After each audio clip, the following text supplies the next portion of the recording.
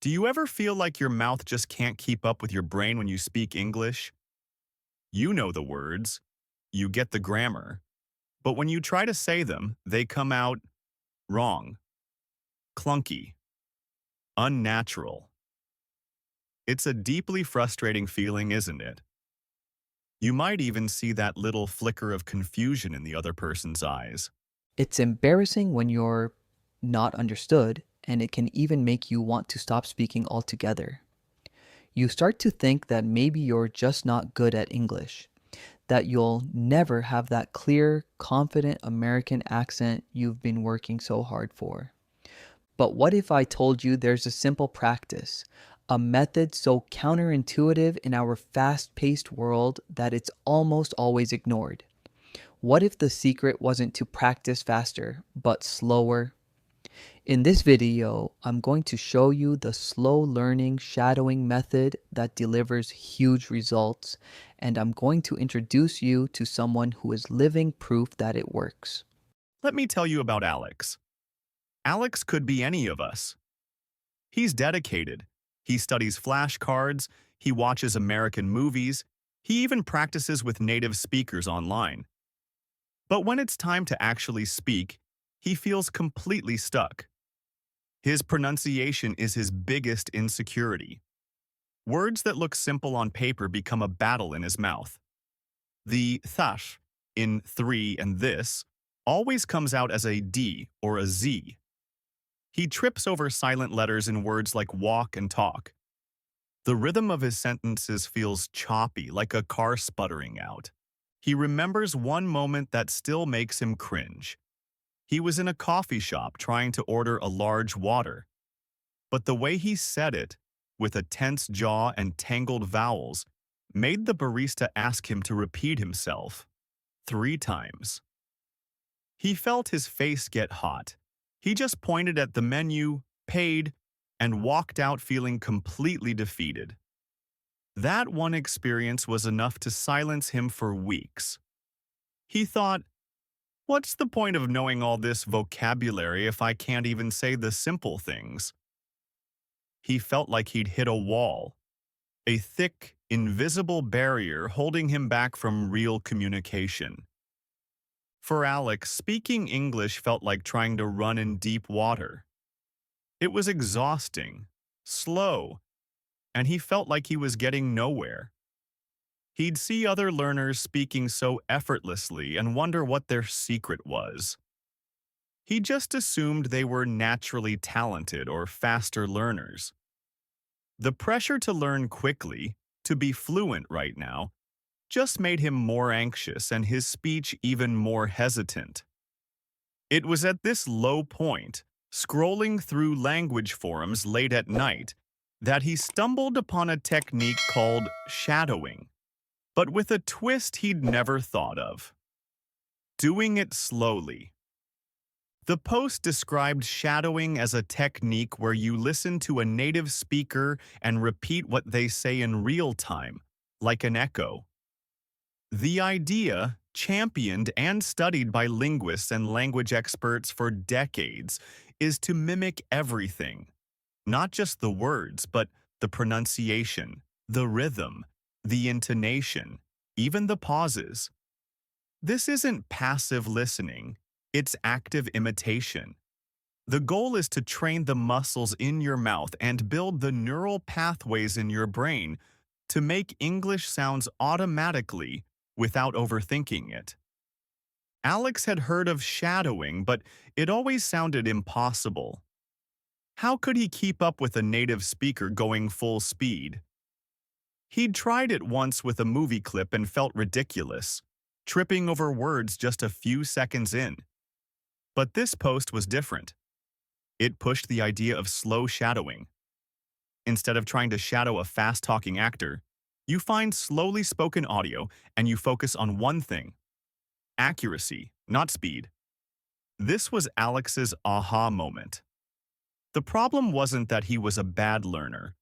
The problem was that he was trying to run before he could walk. The pressure he put on himself to be fast was the very thing holding him back. He realized that learning pronunciation isn't a race. It's more like learning a musical instrument. You don't start by playing a complex piece at full tempo. You start with the scales, slowly, deliberately, making sure every single note is right before you even think about speeding up. This slow down to speed up approach felt like a huge weight was lifted. It gave him permission to be a beginner again, to focus on the details, and to build a solid foundation, one sound at a time. So, why is going slow so ridiculously effective? It goes against everything we're taught about productivity. We want instant results, life hacks, faster is better everything.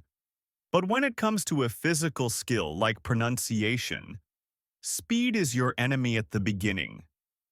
In fact, research into how we learn skills shows that slowing down is the key to moving knowledge from your conscious brain into your long-term muscle memory. Think about it in terms of the stages of skill acquisition. First, you have the cognitive stage, where you're intellectually learning the rules, like place your tongue between your teeth for the th sound. You have to think about every single step, and it feels slow and clumsy. Rushing this is like building a house on a shaky foundation. Slow shadowing lets you live in this phase. By slowing down, you give your brain the time it needs to process what's happening. You can actually feel how your mouth forms a new sound. You can notice the tiny difference between the long E in sheep and the short I in ship, a classic challenge for many learners. This deliberate, slow practice is what turns head knowledge into muscle memory. It helps you move to the next stages, the associative stage, where your brain starts making connections, and finally, the autonomous stage, where your mouth just does it automatically. Just like a pianist practices scales until their fingers move without thought, you practice sounds until your mouth can produce them flawlessly on its own. Plus, slowing down seriously reduces the anxiety and fear of mistakes that had paralyzed Alex. When the pace is manageable, the task feels doable. This builds confidence, which is just as important as the physical skill itself. When you take the pressure off, you create a positive feedback loop. You succeed at a small task, you feel good, and you're actually motivated to practice again tomorrow.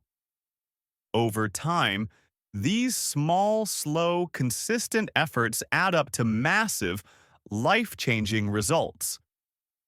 All right, theory is great, but the real change happens when you do the work. I'm going to walk you through the exact process Alex used. This is a complete 3-step shadowing exercise. We'll use a short, simple story. For now, don't try to shadow. Your only job is to listen. Just listen.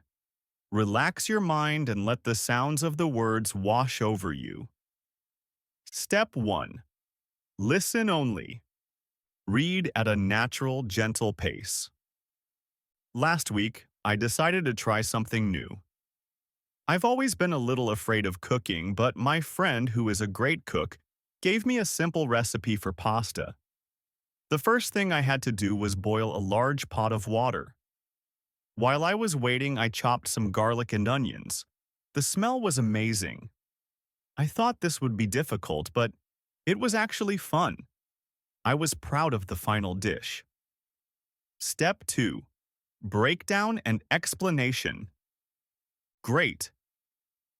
Now, let's put on our detective hats and notice some of the key features of American English pronunciation in that story. Next, let's talk about connected speech. Americans don't pronounce every word separately like robots. We link them together for a smooth, flowing sound. Look at chopped some garlic and onions. It doesn't sound like chopped some garlic and onions. Notice how chopped some links together. The T sound at the end of chopped blends into the S of some. And listen to and onions. The D in and is super soft, almost silent, and the N links right into onions. It sounds more like an onions. This linking is what makes native speech sound so fast, but it's really just about being efficient. Another tricky spot is final consonants. It's common to drop the last sound of a word, but that can change the meaning. In the story, I said, "My friend, who is a great cook." The word friend ends with a clear D sound. It's not friend. The word cook ends with a sharp K sound. It's not coo. It's important to land on these final sounds. Let's practice those. Friend, cook, great. Finally, the past tense -ed ending. This one gets everybody. The sound of -ed changes depending on the sound before it. In our story, we have decided, chopped, and waited. In decided, the verb decide ends in a D sound, so we add a whole new syllable, id. Decided. In chopped, the verb chop ends in a voiceless P sound, so the id sounds like a T. Chopped. In waited, the verb wait ends in a T sound, so we again add that ID syllable. Waited. Noticing these patterns is a game changer for sounding more natural. Step 3. Slow shadowing practice. Okay, now it's your turn to speak. This is the heart of the slow learning method. I'm going to read the story again, one phrase at a time, with a pause. Your job is to be my echo. Repeat each phrase in the pause. Don't aim for perfect. Just focus on imitating the sounds we just talked about. Ready? Let's go. Last week, I decided to try something new. I've always been a little afraid of cooking, but my friend, who is a great cook, gave me a simple recipe for pasta. The first thing I had to do was boil a large pot of water. While I was waiting, I chopped some garlic and onions. The smell was amazing. I thought this would be difficult, but it was actually fun. I was proud of the final dish. Excellent job. Did that feel a little weird? Totally normal. The first few times you do this, it will feel awkward. That feeling is just a sign that you're building new habits. Step 4. Normal speed shadowing. Now for the final step. We're going to put it all together. I'll read the story one more time at a normal conversational speed. No pauses. Your goal is to try and speak along with me. Don't worry if you fall behind or stumble. The goal isn't perfection, it's to train your brain to process and produce in real time. Ready? Let's do it. Read at a natural conversational pace. Last week, I decided to try something new. I've always been a little afraid of cooking, but my friend, who is a great cook, gave me a simple recipe for pasta. The first thing I had to do was boil a large pot of water. While I was waiting, I chopped some garlic and onions. The smell was amazing. I thought this would be difficult, but it was actually fun. I was proud of the final dish. How did that feel? Hey, even if you only caught half the words, that is a huge win. If you're finding this helpful, and you're ready to finally break through that pronunciation barrier, take a second to hit the like button and subscribe. It helps us get this video out to other learners who are looking for the same solution. This is the exact exercise Alex started with. He didn't practice for hours. He started with just 10 minutes a day. Consistency was his only rule. Some days he used a short podcast, other days a single paragraph from an audiobook he liked.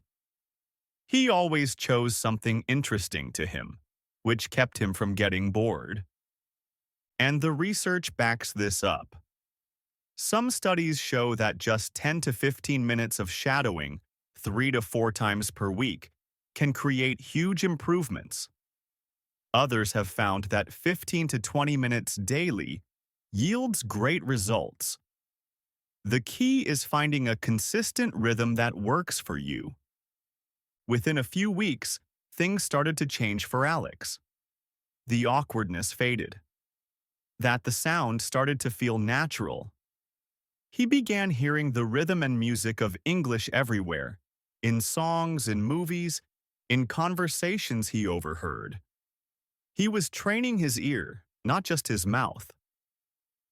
The real test came about 2 months later. He was back in a coffee shop, a different one this time. He had a question about the menu, and he felt that old spark of fear. But then he remembered his practice. He took a breath, and slowly and clearly he asked, "Excuse me, what's the difference between the cold brew and the iced Americano?"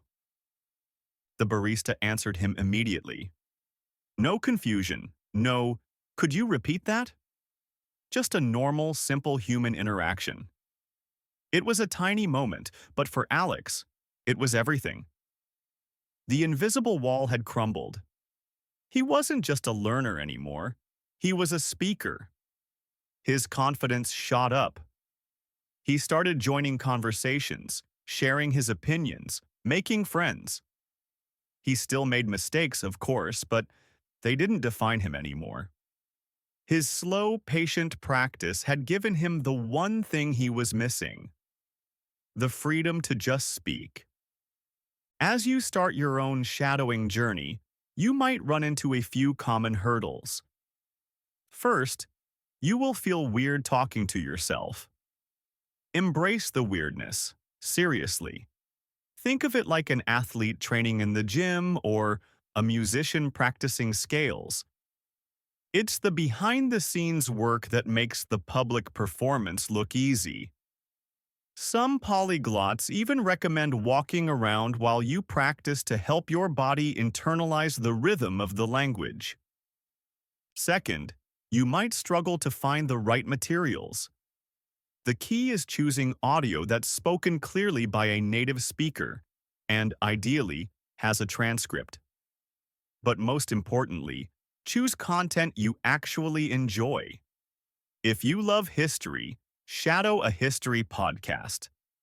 If you're into tech, shadow a tech review. Your interest is the fuel that will keep you going. Third, you're going to be tempted to be perfect. You'll want to get every sound right on the first try. Resist that urge. The goal of shadowing is progress, not perfection. Some days you'll feel on top of the world, and other days you'll stumble. It doesn't matter. What matters is that you show up and do your practice. Showing up is always more important than being perfect. The journey to clear, confident American English isn't about having a special talent or being a fast learner. It's about having the right method and the patience to stick with it. The slow learning shadowing technique is powerful because it's simple, it's effective, and it works with your brain, not against it. It builds your skills from the ground up, giving you a solid foundation of both muscle memory and real confidence. Like Alex, you might feel stuck right now. You might be frustrated with your pronunciation, but you have the power to change that. You don't need to practice for hours. All you need is a few minutes a day and the willingness to go slow. By embracing this counterintuitive idea, you'll discover that slow learning is what actually creates the biggest, most lasting results. You can start today, right now. Go back to the practice section of this video and do it again. Make it your first session.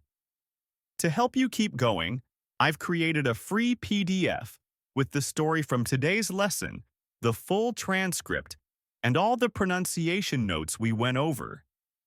You can download it using the link in the description. Start small, be consistent, and get ready to finally speak like the confident person you already are. Keep practicing, and I'll see you in the next video.